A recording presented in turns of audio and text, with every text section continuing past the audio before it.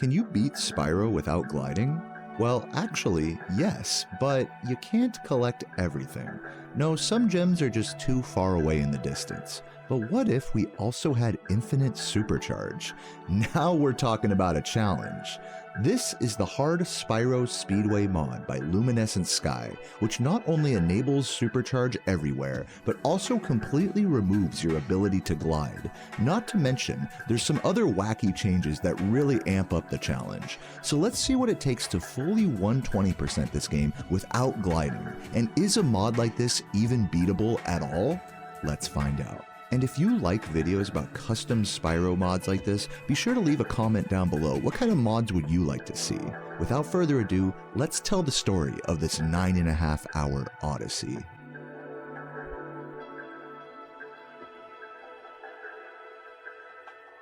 I started off this playthrough by enabling something called Supercharged Sharp Turning, which is a unique TAS-only technique unlocked for this mod to allow me to turn sharper than Usain Bolt after 10 cups of coffee, or turn harder than my high school drug dealer when he sees a school security guard. Those are some pretty sharp turns. But the question is, can I control it? This mod has a special property of one-hit knockout in any of the levels, so even though I have sparks, I'll die instantly if I fly off an edge doing this supercharged sharp turning, or if I get even love tapped by an enemy, even looked at the wrong way. I have to redo the entire level with all the gems and get it all in one go. So the challenge is already starting to amp up a little bit, in addition to not being able to glide. Still though, I'm able to cruise through Stone Hill, Dark Hollow, and Town Square with minimal issues. These levels are pretty easy at the start of the game, after all. But the flight levels are going to be the true challenge here, and where my patience will really be tested on this playthrough. Let me explain. You see, every flight level pretty much starts around a giant body of water, so even with all of the changes we have here, not being able to glide pretty much makes these levels completely impossible. So to make these levels actually completable, Luminescentsky changed the water to be solid and not damage you. Now before any of you guys come into the comments and say, oh, it's easy, this is cheating, this doesn't count, think about how hard it is to get up into the sky and get some of those archways and planes, even with being able to walk on the water. It's barely a help and really just turns every flight level into a whole new type of sadistic saw puzzle for you to figure out by shimmying against walls and grinding up and jumping across different things, barely able to get certain collectibles. So let's see how I did that in Sunny Flight. Well, of course, the trains were no problem because you could access them from the water level, and same thing with the golden boxes. However, I had to do some tricky jumps against the angled walls in order to reach up to some of them in the inner cove of them. But where things really got intense were the archways and the planes. Most of the archways you can grab from the water level, but there were 3 of them that I barely couldn't get, and the planes, forget about it. I could only get a handful of them without having to really think outside the box.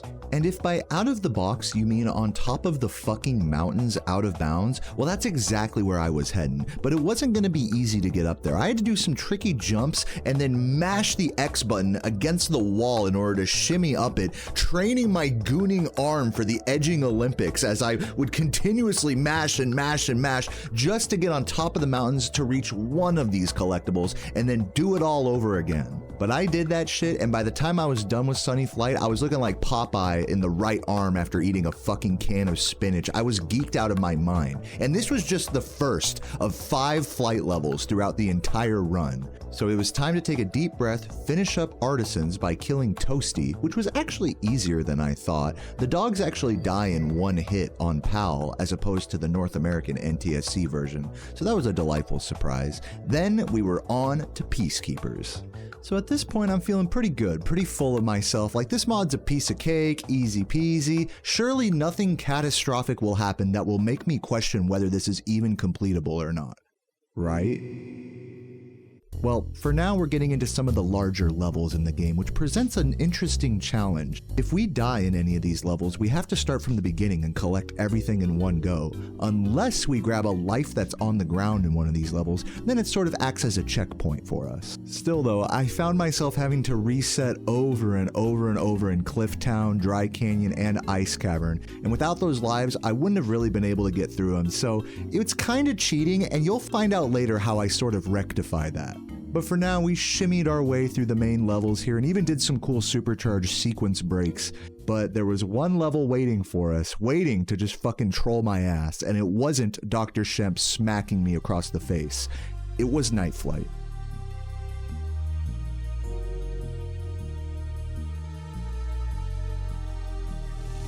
And like Sunny Flight, Nightflight allowed me to run across the water freely. And if you think that made it any easier at all, take a look at this.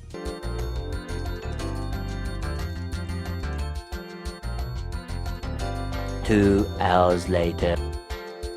Yeah, that's me spending an hour and a half just trying to grab the first ring of the level. I couldn't complete any of the collectibles in their entirety, and part of the problem was that Nightflight's mountains are too steep to shimmy up against to gain height, unlike the other flight levels, so it's a really tough conundrum to try to scale up 50 feet, 100 feet in the air when I can't shimmy against the wall like a fucking cheater. And believe me, I tried. I was mashing X harder than a gooner at the fucking Olympics. I was edging like out of my mind. I was looking like Popeye after the fucking spinach choking down his mouth and one arm exploding out 1,000,000 degrees.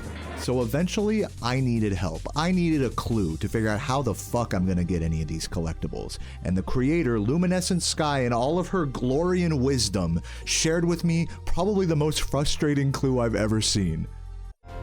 Luminescent, this is my clue number 2. Do you have to do it from the start of the level? Because you spawn right in front of me, in the air. Yes? Fuck! Just restart the level, bro. It was really that simple the whole time. I just had to retry and start actually up in the air and mash over to that first ring. I didn't have to spend my entire life trying to ramp up there like Tony Hawk on crack. But that's alright, we figured it out, as well as a cool little supercharged puzzle in order to reach all the lampposts with the assistance of the archway. And with those 2 collectibles achieved glideless, Luminescent put in another helpful mechanic to make this run actually possible. She actually lets you fly at this point, but not high enough to get everything. You still have to abuse the height mechanics in order to supercharge up to the last few collectibles of the level. So believe me, even though Luminescent did turn on flying in this no flying challenge, it really was necessary, and truth be told, a task could maybe get these last couple of collectibles with perfect shimmying and an even stronger gooning arm, but frankly, I think that's out of the scope of what I'm humanly trying to achieve here. So once we were out of Nightflight, our gliding abilities were turned back off, and now we had to get back into the shimmy supercharge zone before heading over to Magic Crafters.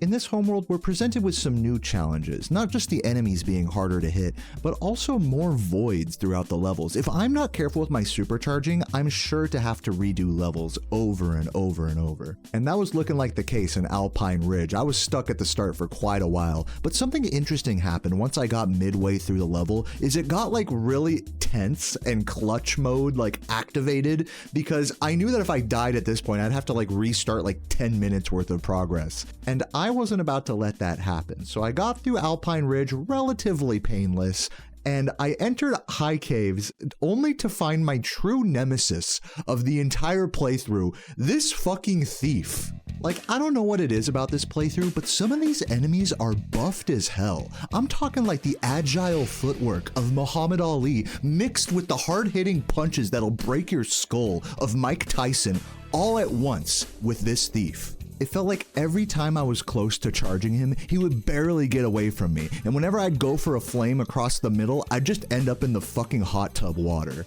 Disgusting. But eventually I got him and made my way into Wizard Peak, where I faced something I wasn't really expecting.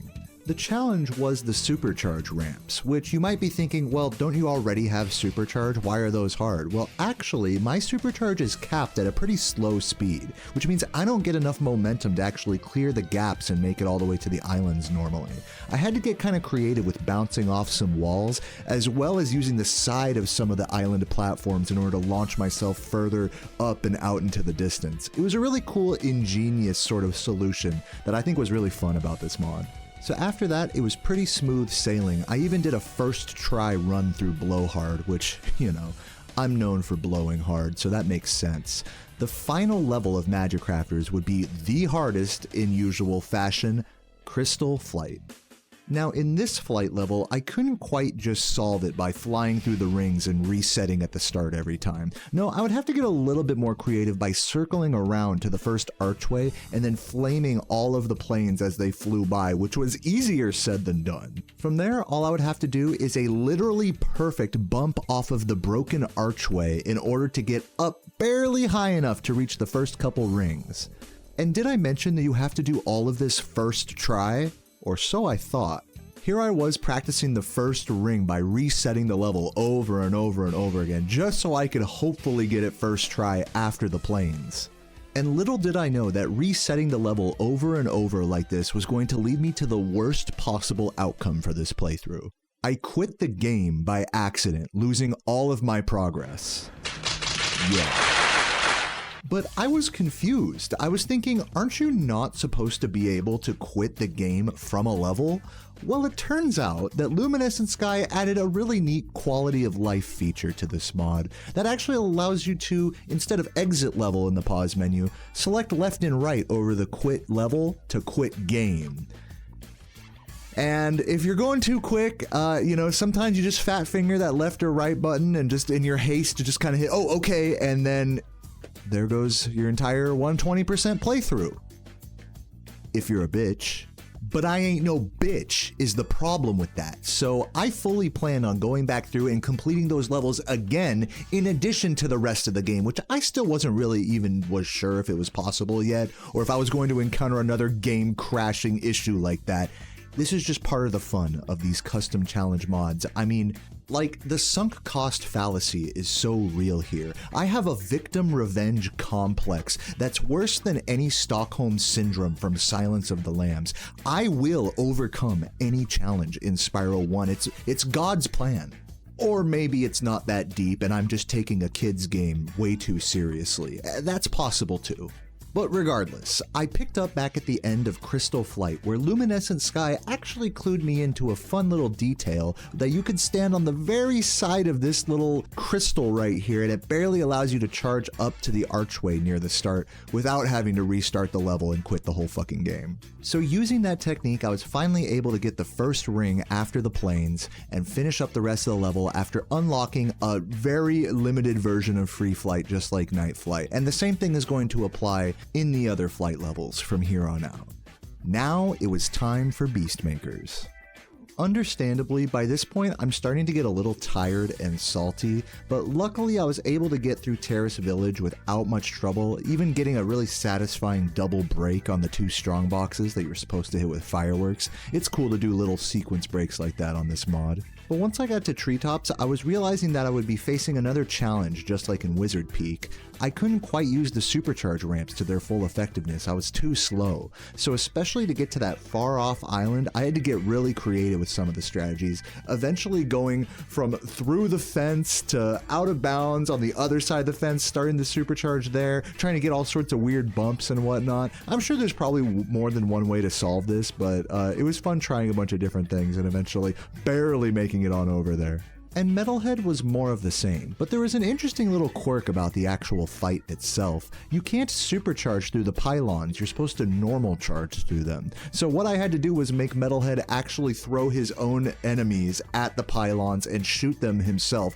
Basically just do a suicide kill on himself for both phases. Has anyone ever done that here before? I feel like I can't be the only person that's like tried to do that.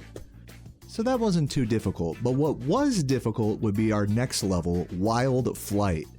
And here, of course, the boats weren't really much trouble because I could walk on the water after all, but what was the hard part of this level was the second half with all the planes. I had to do all sorts of weird jumps on the jagged architecture, luckily angled in such a way that I could kind of step up to this little roof area that I could use to kind of jump up to the upper area on top of the waterfall. So I took advantage of that, and it took many tries, but we did eventually get out of Wild Flight, relatively painless compared to the other flight levels, so thankful for that. But of course, the bullshit wasn't over yet, because my next level was Misty Bog, where the whole having to restart the level if you die thing started to become a real issue. I would make it all the way to the ending backtrack where you have to jump up these few log stumps, and each and every time I would find a way to fuck it up and die in the water. This must have happened like 3 or 4 different times, having to do the entire 5+ minute level again. So it got to be really clutch by the time I finally nailed that. So breathing a sigh of relief, finishing Misty Bog. I mean, fuck those tree stumps, honestly. I don't care if I get demonetized for saying it. The world has to know. And with that, we're actually done with Beastmakers. We're actually starting to kind of find our stride here after all the bullshit, actually starting to kind of establish a pace through the game now and just kind of fly through the bullshit, if it will. Did I mention that this mod is bullshit? Let's move on to Dreamweavers.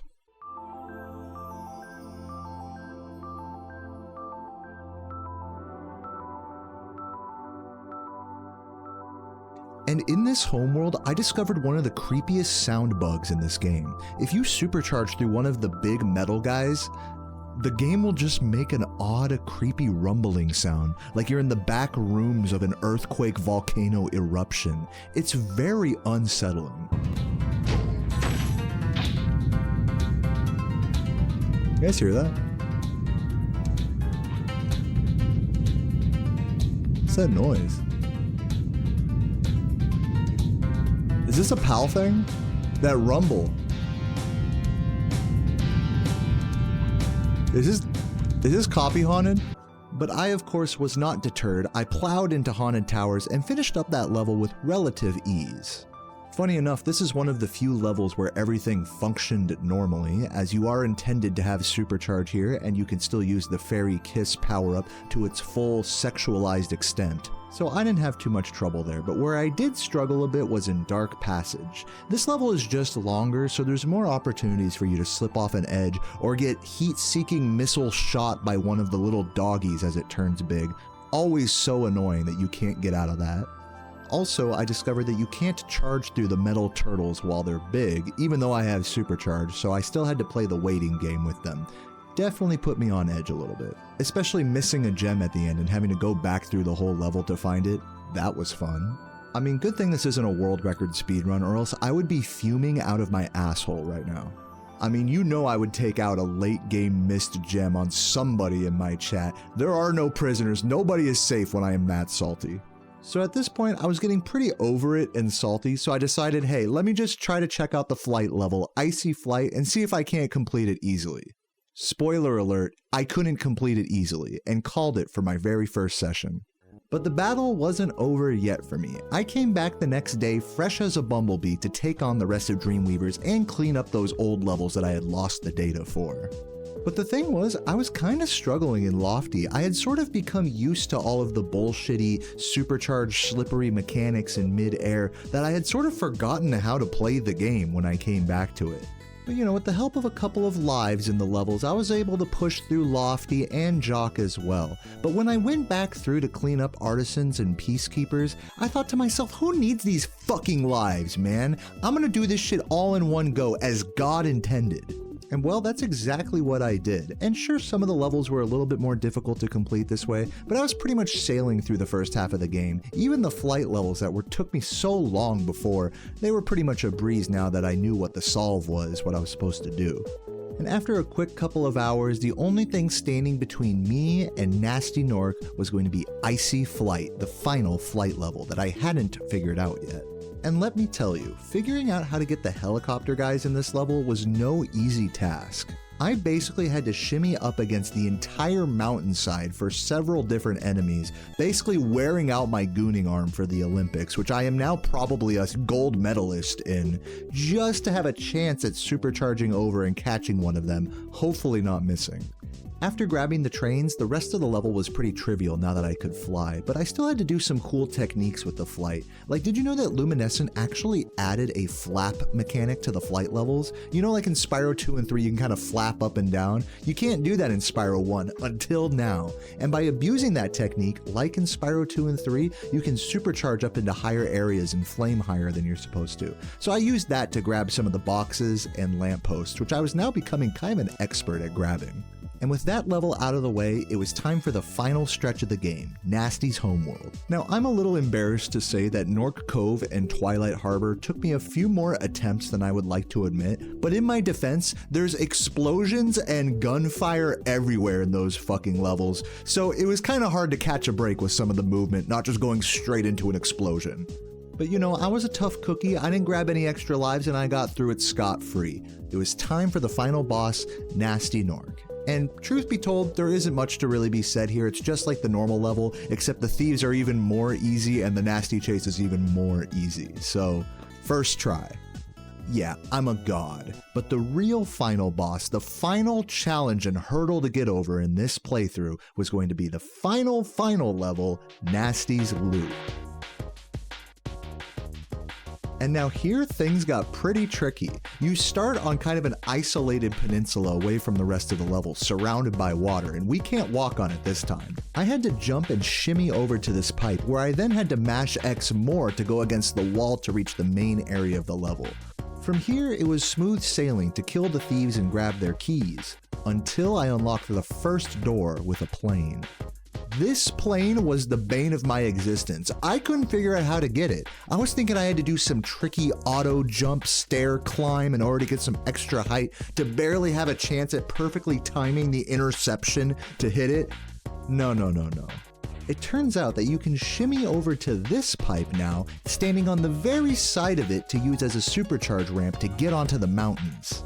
From here, it was just as simple as taking out that plane, opening up the key door, and then chasing down the second plane, which, I can't fly. How the fuck am I supposed to catch this plane? Well, I had an idea. Maybe I could kill it from above, before it even sees me. All I had to do was start the level over again and collect everything up to that point. From there, I would not open the key door, but instead go on the mountain, climbing all the way onto the observatory, all the way to the opening on the very top. Now, the plane hasn't spawned in yet, but its hitbox is still active but invisible. So all we gotta do is just flame right there, open up the door, and then watch the plane magically explode into a million pieces right before our eyes. I mean, it's beautiful when a plan comes together like this. I felt like I was doing an Ocean's 13 casino heist to kill this fucking last thief. And with that, my troubles still weren't over yet, because I had to reach these last few high platforms and the vortex area before I could call this playthrough complete. So it was back to the mountains I went, mashing up the side of the wall, gooning like Popeye, getting over to these roofs and supercharging off to shimmy to the final platforms, finally reaching the treasure room to grab all the beautiful pinkish purple indigo gems I could before exiting through the vortex and getting the special 120% splash screen made by Luminescentsky themselves, and calling this playthrough complete. And while this mod may not have been as difficult as Pete's Collectible Shuffler turned up to 1,000, I can confidently say that this is one of the most challenging odysseys of a Spyro playthrough I've ever played, and I really gotta shout out Luminescentsky for making this cool supercharged sharp turning tool with all sorts of different changes made to not just the UI, but the mechanics of the game as well. So if you want to try it, I'll have the Speedway mod linked down below that you can try without the bullshit flight levels fucked up. If you made it to the end of the video, I just want to say thank you. We are right arm Gooner Masher Popeye enthusiasts in this together, and I commend you for that. My name's Dayoman, and I'll catch you in the next Spyro challenge. Peace.